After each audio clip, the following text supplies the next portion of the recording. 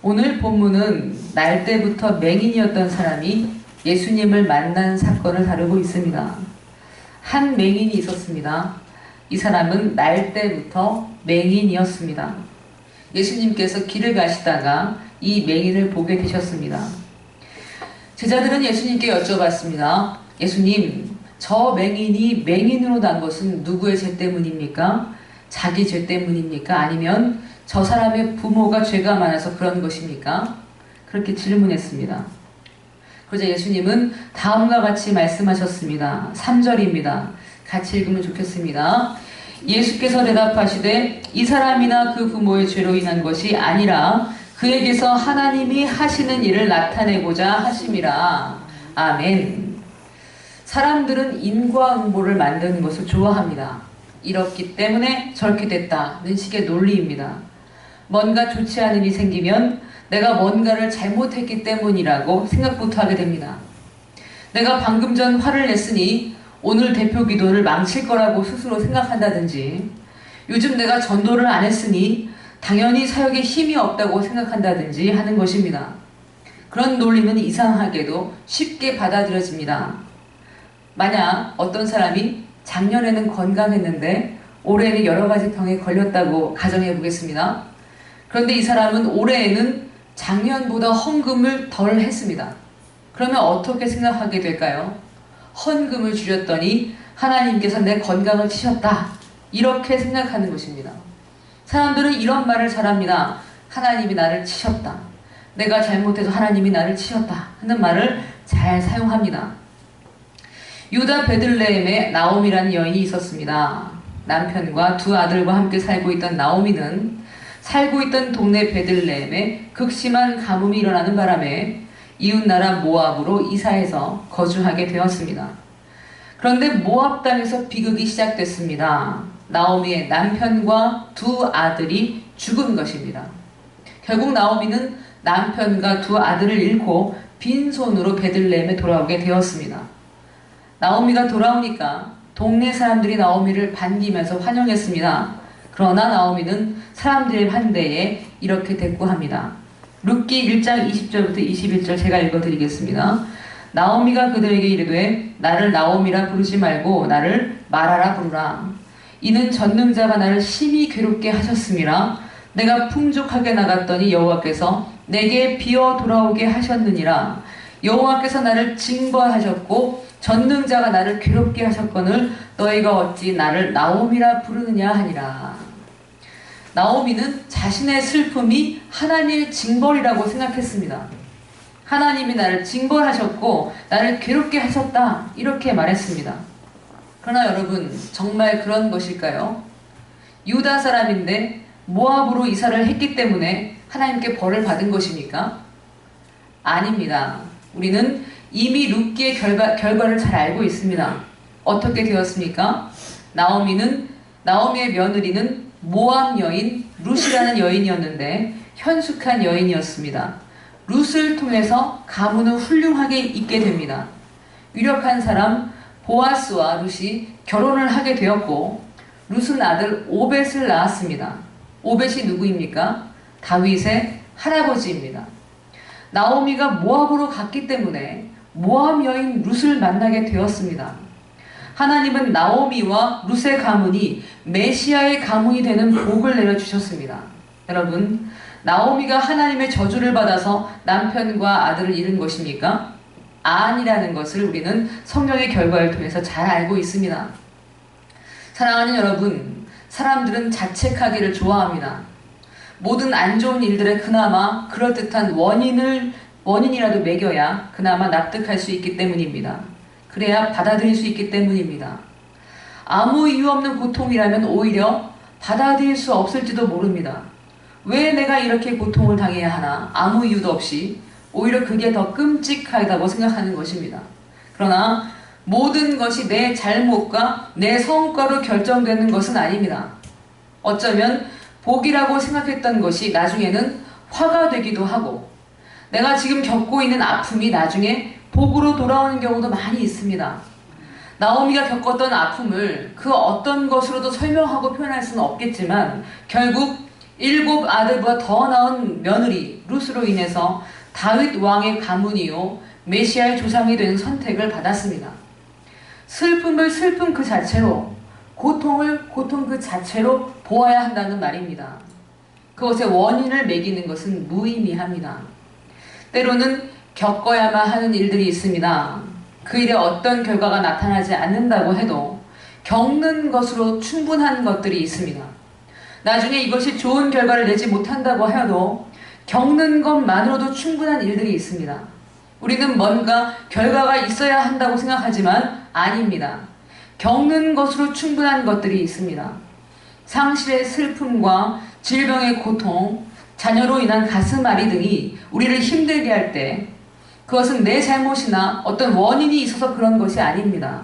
또 그런 슬픔과 고통이 반드시 어떤 가시적인 결과를 내는 것도 아닙니다. 그 시간을 견뎌내는 것, 그 시간을 받아들이는 것, 그 시간을 통과해 가는 것만으로도 충분한 일입니다. 왜 그렇습니까? 하나님이 함께하고 계시기 때문입니다. 하나님이 지휘하고 계시기 때문입니다. 주 안에 있는 우리에게는 우연이라는 것이 없습니다. 하나님의 자녀에게 고통은 그저 재수 없고 겪을 필요가 없는 그런 일이 아닙니다. 하나님과 함께 겪어내는 모든 일은 어떤 방식으로든 나에게 유익합니다. 아멘. 고통을 고스란히 겪어내고 또 아픔의 터널을 빠져나오는 동안에 하나님은 내 안에 우리가 매길 수 없는 가치를 새겨 넣어 주십니다. 우리는 모릅니다. 무엇이 이루어지고 있는지 우리는 알 수가 없습니다. 왜 내가 이런 고통을 당해야 하는지 모릅니다. 그 끔찍했던 홀로코스트나 킬링필드가 왜 일어났어야 하는지 모릅니다. 다만 그 안에서 우리가 알지 못하는 가치가, 우리가 매길 수 없는 열매가, 우리가 깨닫지 못하는 은총이 있었다는 것만 감지할 수 있습니다. 우리는 모르는 게 더 많다는 것을 인정해야 합니다. 우리는 모르지만 창조주 하나님의 경륜이 세상을 펼치고 계십니다. 하나님의 역사가 곳곳에 스며들어서 거대한 흐름을 만들고 계십니다. 그렇게 결국 하나님의 선하신 뜻을 이루고 계십니다. 사랑하는 여러분, 그것을 두고 하나님의 섭리라고 말합니다. 하나님의 섭리를 선과 악의 이분 도식이나 단순한 인과응보로 설명할 수 없습니다. 우리는 모르는 것이 더 많습니다. 우리가 창조주 하나님의 뜻을 다 안다면 오히려 그게 더 비정상일 것입니다. 우리가 알아야 되는 것은 우리는 모르는 게 더 많다는 사실입니다. 우리가 알아야 하는 것은 지금 이 자리에 하나님의 섭리가 펼쳐지고 있다는 것입니다. 아멘. 내 슬픔 속에서도 하나님의 뜻이 이루어지고 있습니다. 아멘. 내 기쁨 안에도 하나님의 섭리가 있습니다. 내 삶은 하나님의 뜻과 섭리 속에 있다는 말씀입니다. 내 삶에 주어진 상황들을 긍정적으로 받아들이고 아픔과 고통의 시간에 하나님과 함께 겪어내며 매일이 하나님의 뜻 아래에 있다는 것을 인정하는 삶에는 향기가 있습니다. 평강이 있습니다. 물고기가 물속에서 자유한 것처럼 하나님의 은총을 누리며 그 속에서 자유롭게 헤엄칩니다. 전 여기 계신 모든 분들이 하나님의 섭리 안에서 자유하시기를 소원합니다. 은총의 바다에서 자유롭게 헤엄치면서 흘러가기도 하면서 누리면서 살아가시는 성도님들이 되시기를 소원합니다. 아멘. 유대인들은 질병은 하나님의 저주라고 생각을 했습니다. 그래서 특히나 장애를 가진 사람들에 대해서는 편견이 더 심했습니다. 죄가 많아서 장애라는 형벌을 받는다 이렇게 생각했습니다. 그래서 오늘 본문의 맹인은 하나님의 저주를 받고 있다는 편견의 굴레에서 고통을 당해야만 했습니다. 사람들의 인과응보 논리에 어쩌면 자기 자신도 이미 순응하고 있었는지도 모르겠습니다. 그러나 예수님은 그런 옹졸한 인과응보의 논리에 새로운 해석을 보여주셨습니다. 이 사람이나 그 부모의 죄 때문이 아니다. 이 맹인을 통해서 하나님이 하시는 일을 나타내고자 하십니다. 이렇게 말씀해 주셨습니다. 무슨 뜻입니까? 이 사람이 맹인인 것과 죄는 무관하다는 말입니다. 모든 것은 우리의 사고의 틀 안에서 해석되지 못합니다. 다 해석되지 못합니다. 원인과 결과로 해석하고 싶어하는 것은 우리의 사고일 뿐입니다. 세상은 한 가지 원칙으로만 운영됩니다. 무슨 원칙입니까? 창조주 하나님의 섭리입니다. 창조주 하나님이 하시는 일, 창조주 하나님의 경륜으로 운영된다는 말입니다. 그래서 예수님은 이 맹인을 통해서 하나님이 하시는 일이 나타난다, 이렇게 말씀해 주신 것입니다. 4절입니다. 같이 한번 읽겠습니다. 때가 아직 낮음에 나를 보내신 이의 일을 우리가 하여야 하리라. 밤이 오리니 그때는 아무도 일할 수 없으리라. 내가 세상에 있는 동안에는 세상의 빛이로라. 아멘.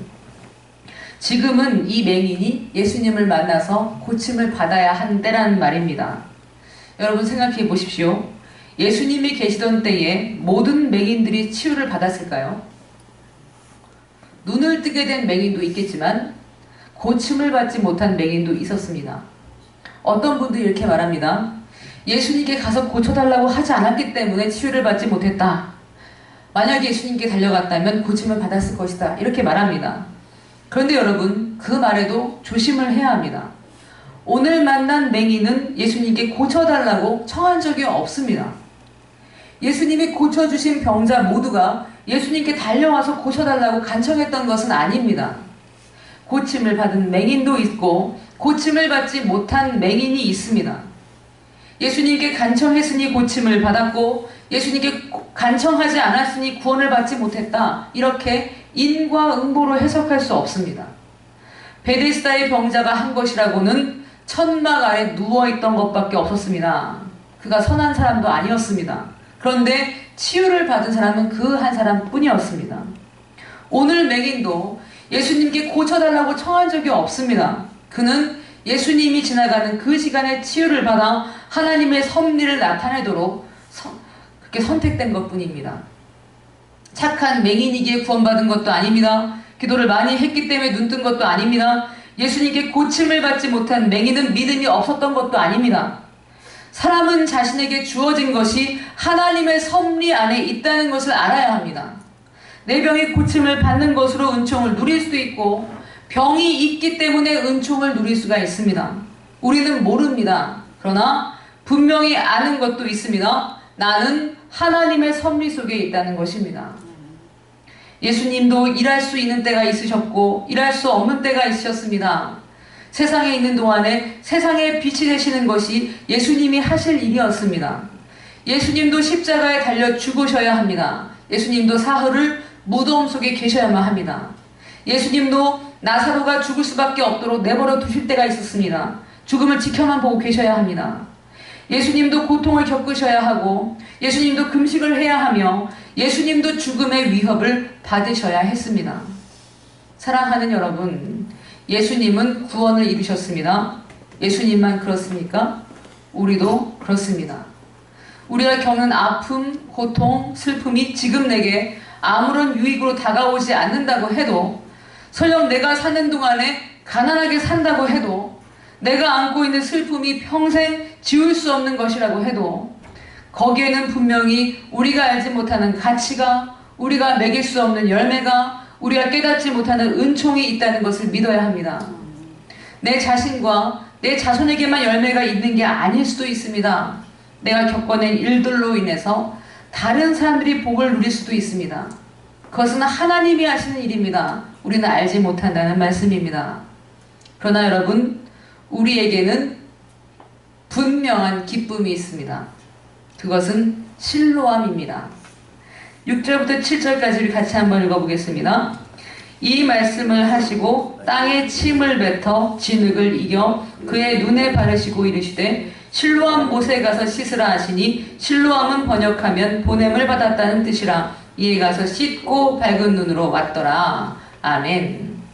실로암이란 보냄을 받았다는 뜻입니다. 맹인은 이 일로 예수님께로 보내졌습니다. 눈이 밝아졌다는 것은 세상에 비친 예수님을 만났다는 것을 의미합니다. 우리는 실로암의 복을 누립니다. 예수님께로 가까이 가는 복을 누리게 됩니다. 믿는 사람들에겐 여러분, 모든 단어에 보이지 않는 플러스가 있습니다. 우리에게는 슬픔이란 단어가 슬픔으로 끝나지 않습니다. 우리는 슬픔이란 단어를 읽을 때 이렇게 받아들입니다. 슬픔 플러스 예수님, 고통 플러스 예수님, 아픔 플러스 예수님, 박해 플러스 예수님, 마음 상함 플러스 예수님, 가난 플러스 예수님, 기쁨 플러스 예수님, 플러스 예수님입니다. 예수님께 더 가까이 갑니다. 예수님의 평화 속으로, 예수님의 사랑 안으로, 예수님의 인내 속으로 그렇게 깊이 들어갑니다. 맹인은 실로하면서 눈을 떴습니다. 예수님께 가까이 갔습니다. 그럼 다른 맹인들은요? 예수님께 고침을 받지 못한 맹인들은요? 그 맹인들도 비록 밝은 세상을 눈으로 보지는 못했지만 빛 대신 예수님을 만났을 것입니다. 장애를 가진 우리 지체들, 그리스도인이지만 여전히 고통받는 사람들은요, 장애가 해결되지 못했더라도 그 과정 속에서 예수님을 만났습니다. 장애가 해결된 것보다 더 깊이 예수님을 만났습니다. 어떤 사람은 장애로 인해서 예수님을 만나고, 어떤 사람은 장애에서 고침을 받는 과정에서 예수님을 만났습니다. 우리는 모르지만 우리가 겪는 모든 일들은 예수님을 만나는 기회입니다. 예수님을 만난 기회임을 믿으시기 바랍니다. 네. 내가 성실했든 아니든, 내가 돈이 있을 때든 없을 때든, 내가 건강하든 아니든, 모든 상황은 내가 예수님을 만나는 최고의 기회임을 믿으시기를 바랍니다. 사람들은 예수님을 발견하는 기회를 놓칩니다. 자기의 사고의 틀에서 고정되어 있기 때문입니다. 본문에서 맹인이 고침을 받은 것을 보고 사람들은 당황합니다. 그래서 제각각 해석을 내어놓습니다. 자기 사고의 틀 안에서 짜맞춰 보려고 애를 쓰는 것입니다. 16절을 같이 한번 읽어보겠습니다. 16절입니다. 바리새인 중에 어떤 사람은 말하되 이 사람이 안식일을 지키지 아니하니 하나님께로부터 온 자가 아니라 하며, 어떤 사람은 말하되 죄인으로서 어떻게 이러한 표적을 행하겠느냐 하여 그들 중에 분쟁이 있었더니. 아멘. 예수님이 맹인의 눈을 뜨게 하신 날은 하필이면 안식일이었습니다. 어떤 사람들은 안식일을 지키지 않으면 하나님께로부터 온 자가 아니라고 고정관념을 통해서 해석했습니다. 어떤 사람들은 죄인이 이런 표적을 할 리가 없다고 생각했습니다. 사람들은 예수님이 누구이신지에는 관심이 없습니다. 사랑하는 여러분, 우리의 삶의 여정이 오직 한 가지 목적이라는 것을 이들은 몰랐던 것입니다. 우리는 어떤 목적으로 살아갑니까? 예수님을 만나고 예수님께 가까이 가는 것, 그 타겟을 향해서 살아가는 사람들입니다. 그러나 본문의 바리새인들과 유대인들은 예수님이 누구이신지 알 수 있는 기회, 예수님께 가까이 갈 수 있는 기회를 놓치고 있었습니다. 오히려 예수님이 그리스도라고 말하는 사람은 유대교에서 출교를 시키겠다고 엄포를 내렸습니다. 유대인들에게 출교란 여러분, 모든 경제, 사회, 정치적 활동의 자격 박탈을 의미하는 것입니다. 단지 종교 활동만 못하는 것이 아닙니다. 유대교에서 출교를 당하면 장사도 못합니다. 어떤 경제활동도 못합니다. 어떤 혜택도 누릴 수가 없습니다. 사람들은 출교를 당하지 않으려고 예수님에 대해서 알려고 하지도 않았습니다. 그러나 오늘 눈뜬 맹인은 달랐습니다. 30절부터 33절입니다. 같이 읽으면 좋겠습니다. 30절부터 33절입니다. 그 사람이 대답하여 이르되 이상하다. 이 사람이 내 눈을 뜨게 하였으되 당신들은 그가 어디서 왔는지 알지 못하는도다. 하나님이 죄인의 말을 듣지 아니하시고 경건하여 그의 뜻대로 행하는 자의 말은 들으시는 줄을 우리가 아나이다. 창세 이후로 맹인으로 난 자의 눈을 뜨게 하였다 함을 듣지 못하였으니 이 사람이 하나님께로부터 오지 아니하였으면 아무 일도 할 수 없으리이다. 아멘. 맹인이었던 그 사람은 예수님이 하나님께로부터 온 분이라는 것을 확신했습니다. 예수님을 만나는 기회를 붙잡은 것입니다. 예수님은 이 맹인의 눈을 뜨게 하심으로 인해서 예수님을 만나게 될 것을 아셨기 때문에 이 맹인을 고쳐주셨습니다. 그러나 거기 있는 모든 사람들은, 다른 사람들은 이 표적을 보고도 예수님을 배척할 것이라는 것도 알고 계셨습니다. 그리고 그 맹인을 출교시킬 것이라는 것도 잘 알고 계셨습니다. 35절 보겠습니다. 예수께서 그들이 그 사람을 쫓아냈다 하는 말을 들으셨더니 그를 만나사 이르시되 내가 인자를 믿느냐. 아멘. 인자는 하나님의 아들이라는 말입니다. 예수님은 눈을 뜬 그 사람을 다시 한번 더 만나주시면서 이제 이 사람에게 예수님이 하나님의 아들이라는 사실을 알려주셨습니다. 그러자 이 사람이 뭐라고 답했습니까? 36절부터 38절을 같이 읽겠습니다. 대답하여 이르되 주여 그가 누구시오니까 내가 믿고자 하나이다. 예수께서 이르시되 내가 그를 보았거니와 너와 말하는 자가 그니니라. 이르되 주여 내가 믿나이다 하고 절하는지라. 아멘. 지금 이 사람에게 맹인으로 있었던 그 시간들이 그저 재수없는 시간이었을까요? 그 자신은 몰랐겠지만 그 사람은 예수님을 만나는 과정 속에 있었습니다. 고통의 시간들이 예수님을 각성할 수 있도록 은총을 주신 것입니다.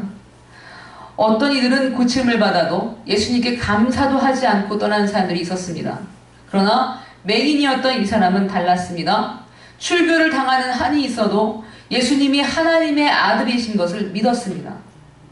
예수님은 우리가 알 수 없는 일들에 대해서 이렇게 말씀하십니다. 39절입니다. 같이 읽겠습니다. 예수께서 이르시되 내가 심판하러 이 세상에 왔으니 보지 못하는 자들은 보게 하고 보는 자들은 맹인이 되게 하려 함이라 하시니. 아멘. 예수님이 진짜 보는 것은 눈으로 보는 것이 아니라고 말씀해 주신 것입니다. 진짜 보는 것은 무엇입니까? 예수님을 보는 것입니다. 예수님을 만나는 것입니다. 예수님을 아는 것입니다. 맹인이었어도 예수님을 만난 사람은 보게 되는 것이고, 본다고 하는 사람들이라도 예수님을 만나지 못하는 사람은 맹인이나 다름이 없다는 말입니다. 사랑하는 여러분, 이 맹인이었던 사람은 그 후에 어떻게 되었을까요? 이제 눈을 떴으니 이전보다 유복하게 살았을까요? 잘 살았을까요? 어쩌면 아니었을지도 모릅니다. 출교를 당했으니까 아마 그 후의 삶이 더 척박해졌을 것입니다. 이전에는 구걸이라도 해서 연명할 수 있었을지 모릅니다. 그러나 유대교에서 출교된 지금은 아무리 눈을 떴어도 살 길이 막막해졌을 것입니다. 부모로부터 배척을 받았을지도 모릅니다. 본문 21절부터 22절을 보면 맹인이었던 사람의 부모가 있었는데 그 부모의 성정을 볼 수가 있습니다. 21절부터 22절을 같이 22절을 같이 읽겠습니다. 그러나 지금 어떻게 해서 보는지 또는 누가 그 눈을 뜨게 하였는지 우리는 알지 못하나이다. 그에게 물어보소서. 그가 장성하였으니 자기 일을 말하리이다. 그 부모가 이렇게 말한 것은 이미 유대인들이 누구든지 예수를 그리스도로 시인하는 자는 출교하기로 결의하였으므로 그들을 무서워함이로라. 그 부모라는 사람들은 출교될까봐 아들을 두둔해주지 않았습니다. 그에게 직접 물어보라고, 우리를 추궁하지 말아달라고 그렇게 얘기했습니다.